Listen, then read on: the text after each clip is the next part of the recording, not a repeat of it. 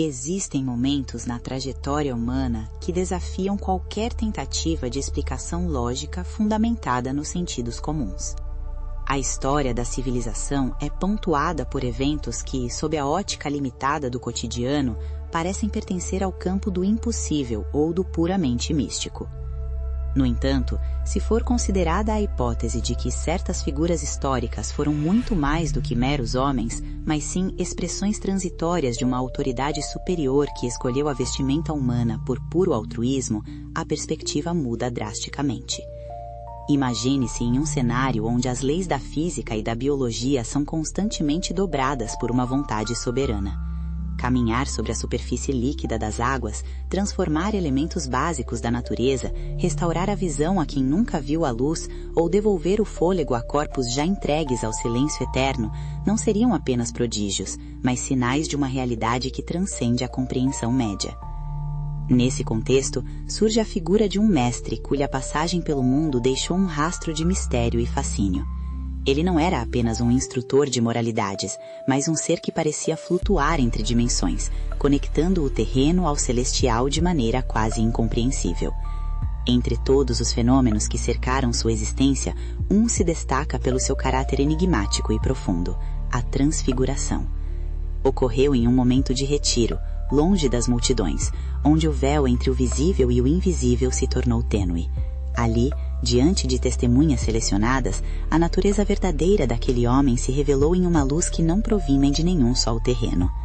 A questão central que ecoa através dos milênios não é apenas a natureza do brilho que emanava de suas vestes, mas o que foi discutido naquele encontro nas alturas, entre ele e figuras que já haviam deixado o plano físico há séculos.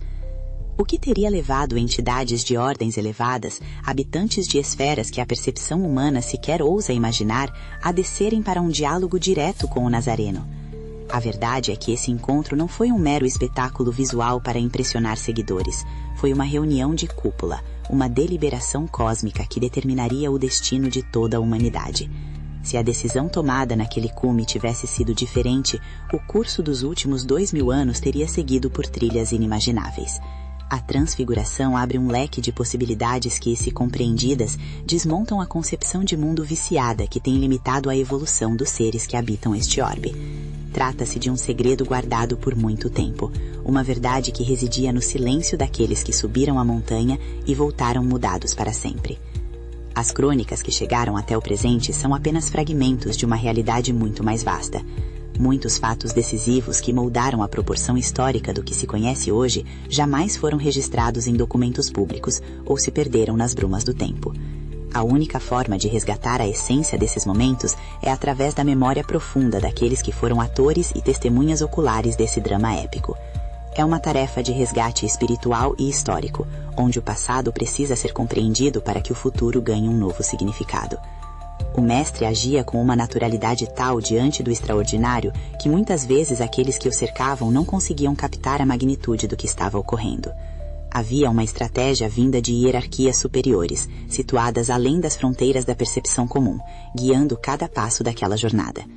O silêncio era uma ferramenta necessária. Naquele tempo, a fragilidade humana e as tensões políticas criavam um ambiente onde a verdade plena poderia ser perigosa ou simplesmente incompreensível. O mestre solicitou que nada fosse contado sobre o que viram na montanha, pelo menos nos primeiros instantes.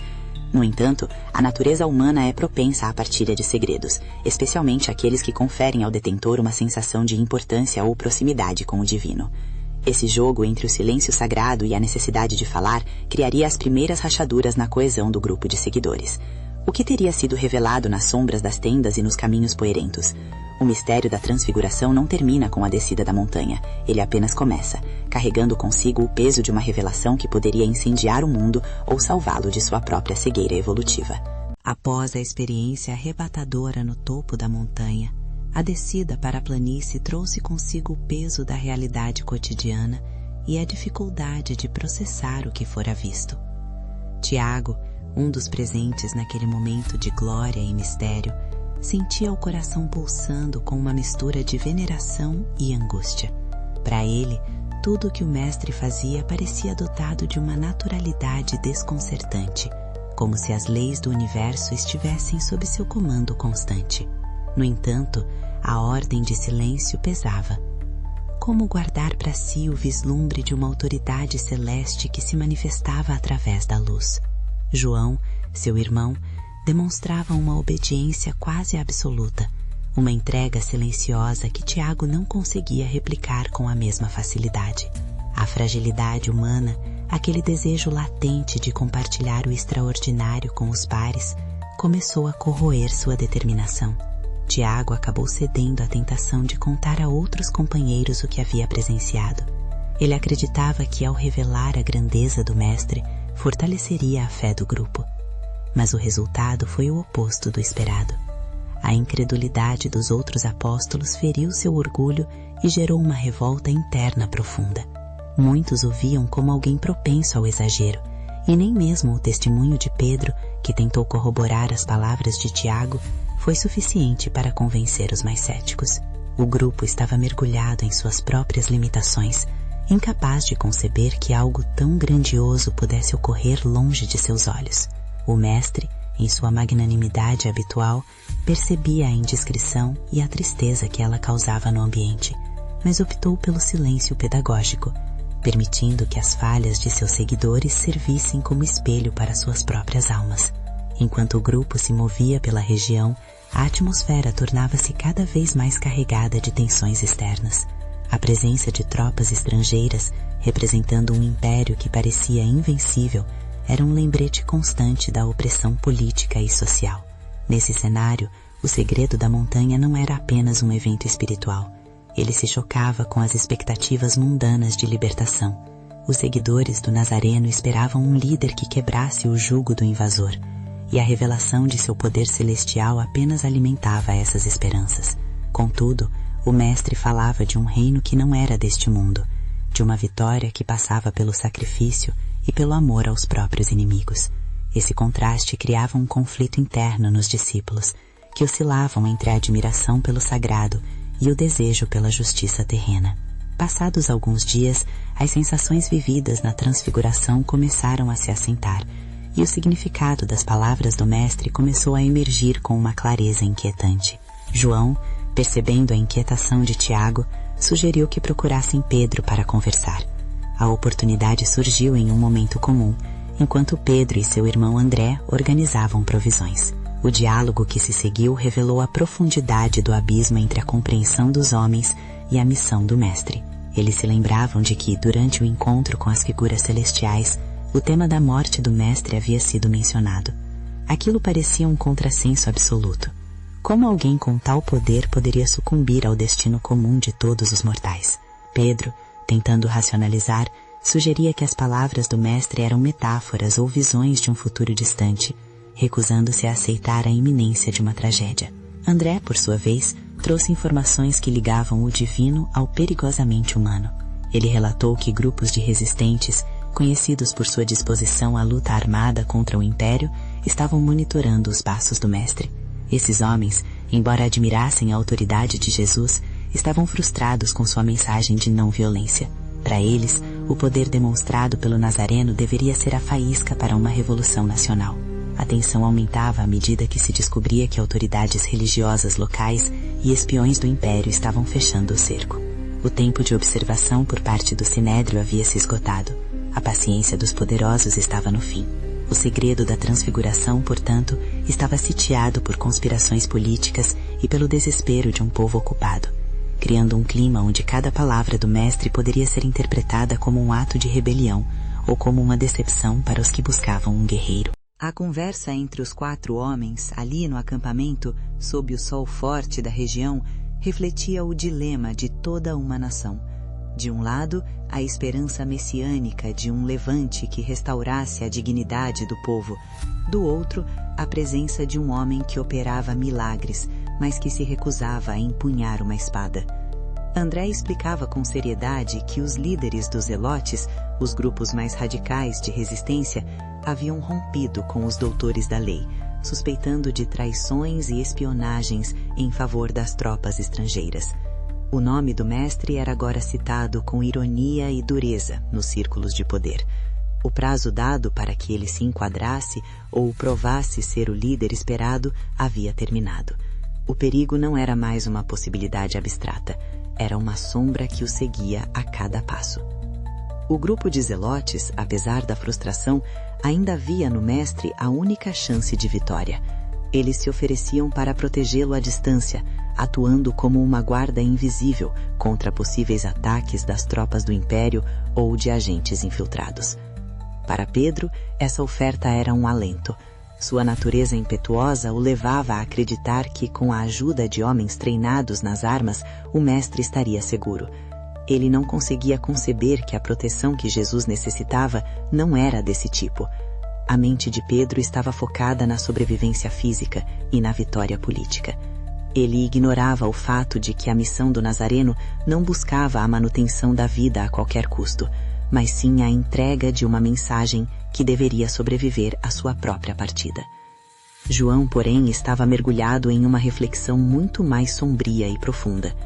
Ele se lembrava das palavras exatas trocadas na montanha e em conversas privadas.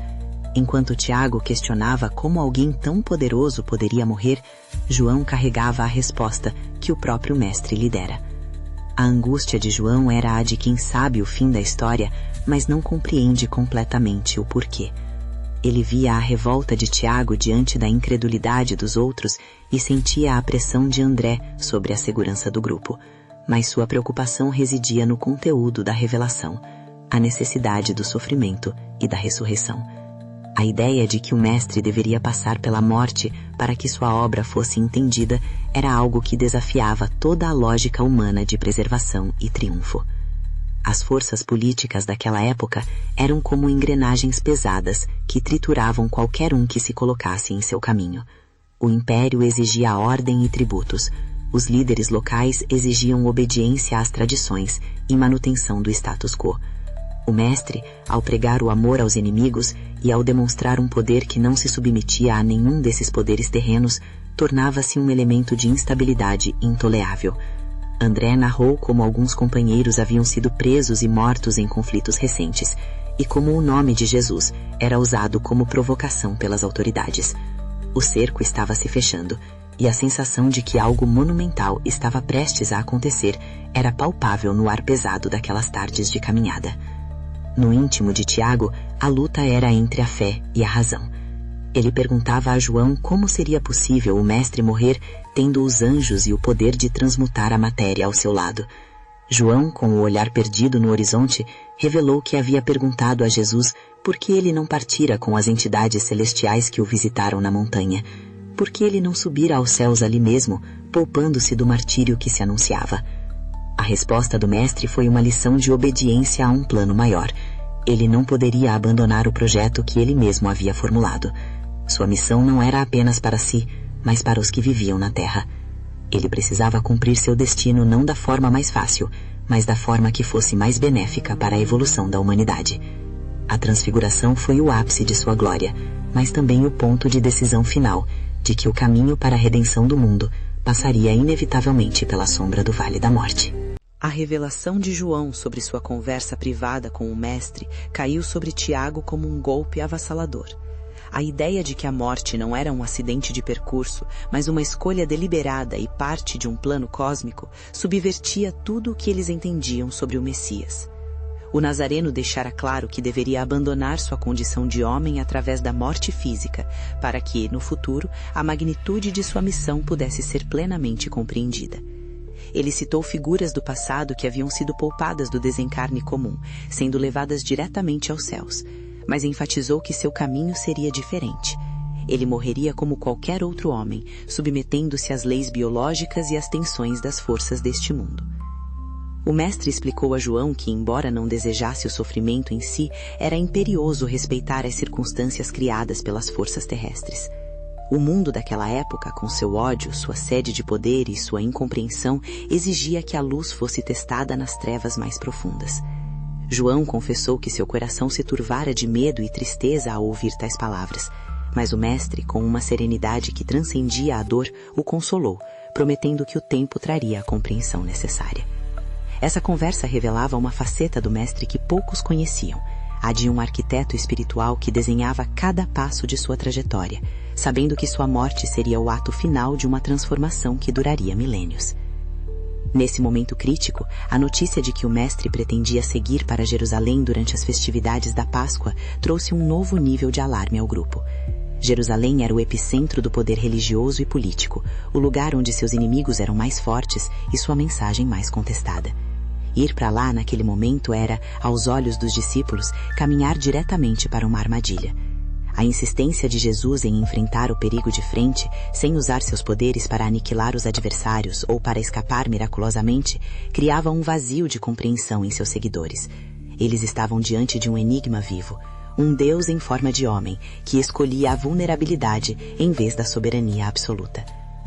No continente onde esses eventos se desenrolavam, a história estava prestes a ser dividida em antes e depois. A decisão do mestre em não aceitar a oferta de fuga dada pela sua assessoria cósmica na montanha foi o ponto de virada definitivo. Se ele tivesse partido com os anjos, a humanidade teria visto nele apenas uma divindade distante e inalcançável. Ao escolher ficar e enfrentar o destino comum, ele se tornou um irmão universal, alguém que compartilhou a dor e o medo humanos para mostrar que eles podem ser superados.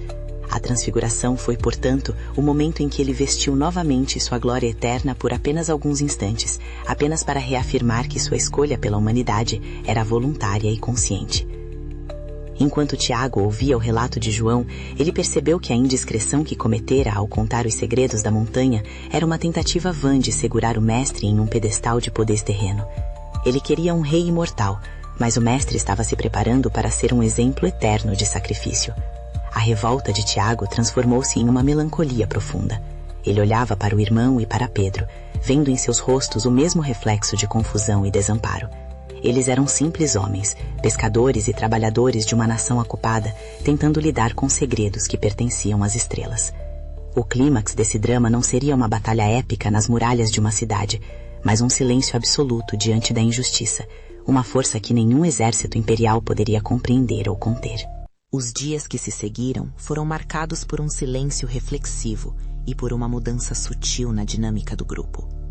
A notícia de que o mestre seguiria para Jerusalém pairava sobre todos como uma nuvem carregada. As consequências do que foi discutido na montanha e revelado nas conversas privadas começavam a se materializar na forma de uma aceitação resignada, embora dolorosa. Tiago, antes tão impulsivo e ávido por compartilhar a glória do mestre, agora se via recolhido em seus próprios pensamentos. Ele começou a entender que o segredo não era sobre o que viram, mas sobre o que o mestre estava prestes a fazer. A transformação interna de cada um dos discípulos era o verdadeiro aftermath da transfiguração. Eles se viam divididos entre dois mundos. Por um lado, a realidade brutal do império, com suas prisões e mortes, e a pressão dos zelotes para que o grupo se envolvesse na luta armada. Por outro, a figura serena do mestre, que continuava a pregar o amor e a compreensão, mesmo sabendo que o cerco estava se fechando. A lição central que emergia daquela situação era a da fidelidade a um propósito superior, independentemente das pressões externas. O mestre não estava ali para derrubar governos humanos, mas para plantar uma semente de consciência que no futuro tornaria tais governos obsoletos. A verdadeira revolução era a interior, e ela exigia um tipo de coragem que nenhum exército possuía. O ambiente de insegurança política serviu como o cadinho onde a fé dos seguidores foi testada. Eles precisavam escolher entre a raiva justificável contra o opressor e a proposta inusitada de amar o inimigo. Ao verem irmãos de luta sendo capturados, a tentação de pegarem armas era imensa. Contudo, ao olharem para o Nazareno, viam uma força que não vinha da espada. Ele era o exemplo vivo de que a verdadeira autoridade não se impõe pelo medo, mas pela presença e pela verdade. A quietude que se seguiu às grandes revelações foi o momento em que a mensagem começou a descer da mente para o coração, preparando-os para o que viria a seguir. O mestre reafirmou que as coisas aconteceriam conforme estavam dispostas, respeitando as leis deste mundo e as escolhas dos homens. Ele não interferiria no livre-arbítrio dos que o perseguiam, nem usaria legiões celestiais para sua defesa pessoal. Essa resolução trazia uma clareza amarga. A vitória do mestre seria, aos olhos do mundo, uma derrota retumbante. Mas era justamente através dessa aparente derrota que o poder da morte seria vencido. A transfiguração tinha sido a garantia de que a vida continua além do véu, e essa certeza era o que deveria sustentar os discípulos nos tempos de escuridão que se aproximavam. À medida que se preparavam para a jornada final em direção à cidade sagrada, o sentimento de urgência crescia. Não era mais o tempo de discutir quem era o maior ou de se vangloriar por ter presenciado milagres. Era o tempo de caminhar ao lado de alguém que estava dando tudo por um ideal que eles ainda mal conseguiam vislumbrar. A decisão de Jesus de ir a Jerusalém não era um ato de suicídio, mas de suprema soberania sobre o próprio destino. Ele estava indo ao encontro da história, e seus discípulos, mesmo cambaleantes em sua compreensão, seguiam seus passos, transformados pela percepção de que faziam parte de algo que transcendia sua própria época e nação. A jornada que começou nas alturas da montanha e passou pelos dilemas dos vales humanos estava prestes a alcançar seu ponto de não retorno. O segredo da transfiguração, guardado com dificuldade e incompreensão, revelou-se como a chave para entender a postura do Mestre diante do destino.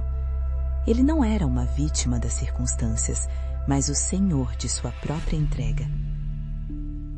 A lição que fica para a posteridade e que ecoava na mente de Tiago e João é a de que a verdadeira autoridade celeste se manifesta na humildade de submeter-se às dores humanas por um propósito maior.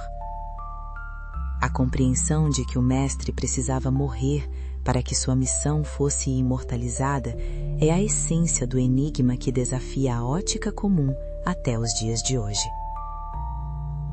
O encontro com as inteligências extraterrenas, seres que habitam moradas além das fronteiras do que se pode perceber, serviu para alinhar a atuação do Mestre com o plano cósmico de evolução da Terra.